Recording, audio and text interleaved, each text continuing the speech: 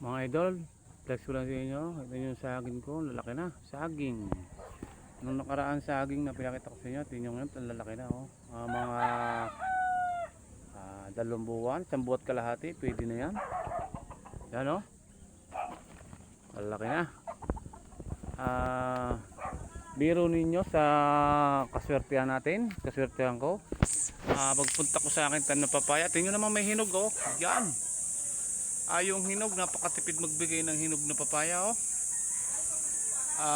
Tingnan naman, ang laki ng puno, pero ang bunga ay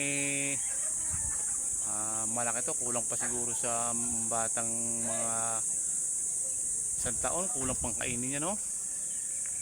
Naman tipid ng papayang itong bunga. 2 sanga pero tigisa ang bunga, hinog pa kaso napakaliit. Yan mga idol oh. Yan. Thank you for watching po mga guys. Thank you po. Follow and share na lang po mga idol. Thank you.